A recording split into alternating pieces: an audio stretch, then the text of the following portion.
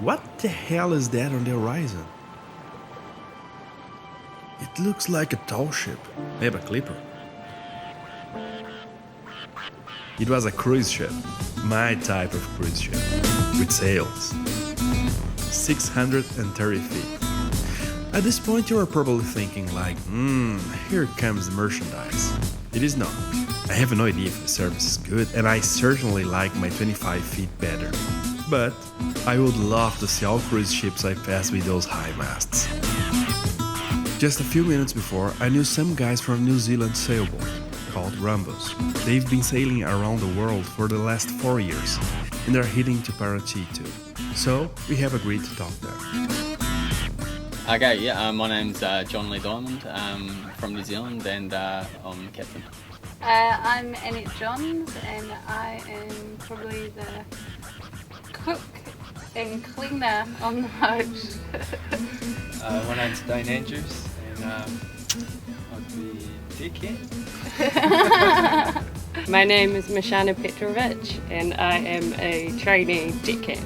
Well, I started in 2009 and left New Zealand for Tonga. It was a 10-day passage up to Tonga, and then after that we stayed in Tonga for 1 month, and then carried on up to Samoa, then Fiji, Vanuatu, and then finally to Australia, and that trip took 8 months. And after that then I went to into Australia and worked for a little while, and then for about a year paid the boat off and went to Indonesia, and from Indonesia up to Thailand, and Annette met me there, and we went up to the Andaman Islands and then back to Thailand again, then to Langkawi, after that to Indonesia, and then Mauritius, Madagascar, South Africa, St Helena, and now Brazil.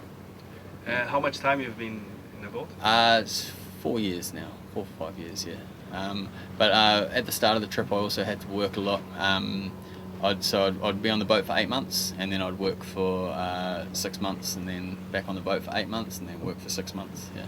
Do you know each other before?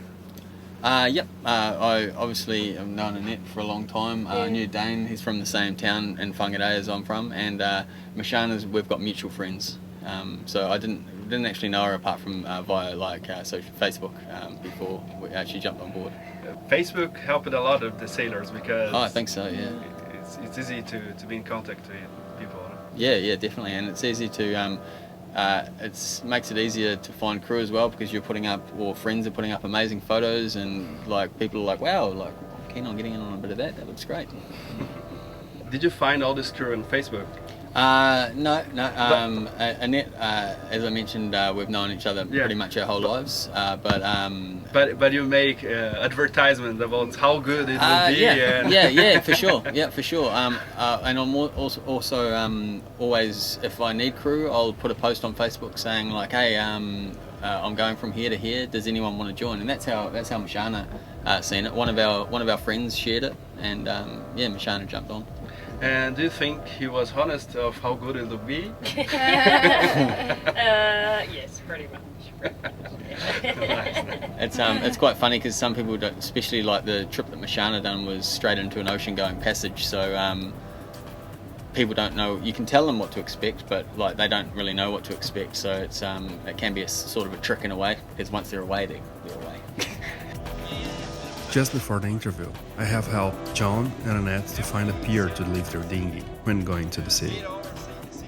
Marina do Engenho allowed it for free. Are you from Auckland? No, I'm from above Auckland, a place called Whangarei. What do you like the most living on a boat? Well, I love it because it's just a great way to be free. There's no rules, or there's very little rules, and you're your own boss and can just travel wherever you like, relatively cheaply, and it's always fun moving the boat from one place to another. And what you don't like of living on a boat? Not many things. There's some things that are less pleasurable than others, like when you come to a problem that you think at the time is a little bit too big or expensive to fix. That can be a bit of a bummer, but apart from that, there's not that many things that are that you don't like. I don't like about it.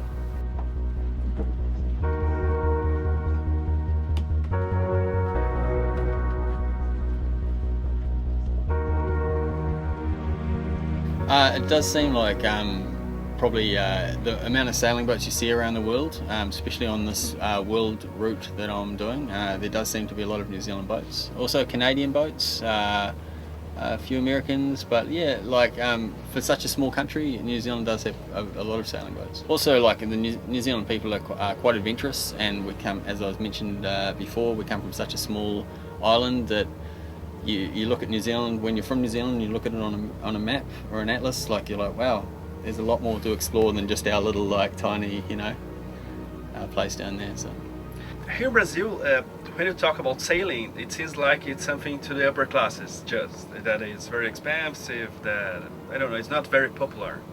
It is different in New Zealand? Yeah, I think so. In New Zealand, there's not probably as much as a difference in class, but it's expensive in New Zealand, like, but it's not unattainable. If you really wish to do it, like anyone can do it. But it's it's like any hobby, you know, like you have to put a little bit of money into it, but it's not unattainable. When you talk about sailing for Brazilian folks, the first thing that comes to the mind of many people is a scene where a guy dressed in white clothes is serving champagne to a millionaire. I never saw that in a sailboat. Well, maybe in Club Med you could see something like that. And what are your plans next? Our plans, we might, we'll probably hang around here for a little bit, and then after that we're still not sure. We may head south, a little further south, to Ilhabela, or we might head back up towards Salvador for the World Cup. And then after that we'll be into the Caribbean for the end of the year. We will probably have to find some work, and then after that through the Panama Canal and heading back towards New Zealand. Okay, you will not go to Europe? No. It means 3 Atlantic crossings, so you know, I think 1 is enough for the time being. Also, Annette and I have got some plans for when we get back to New Zealand as well. That yeah, we want to settle down and sort that out as well. You know, so you know, you don't want to be sailing. You know, too much of a good thing is too much of a good thing. You know? How much time until you reach New Zealand? In 2015. This video will be on the internet, and we don't know, but maybe 100 years, maybe if YouTube is still exist, someone can watch it. And what do you think that your journey can inspire that guy, see what you did? I don't know. I think I just think you can make things happen if you really want them to. You know, like a lot of people say, oh, you know, you can't do this because it's too expensive, or it's a lot of responsibility. But I think we're pretty capable of doing a lot of things. You know, you just get up and just do it, make it happen. That definitely works for me. I don't know what kind of dream turns you on. Sailing around the world, backpacking in exotic countries, biking through the Americas. Whatever it is, take it seriously. Survive is not enough for me. My life needs meaning. And friends. I think I just made new ones.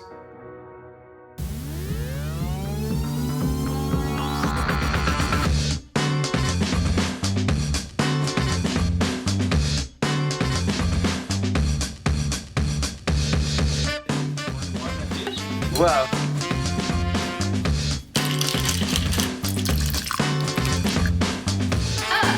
Oh my goodness. It's like Tom Cruise, you know.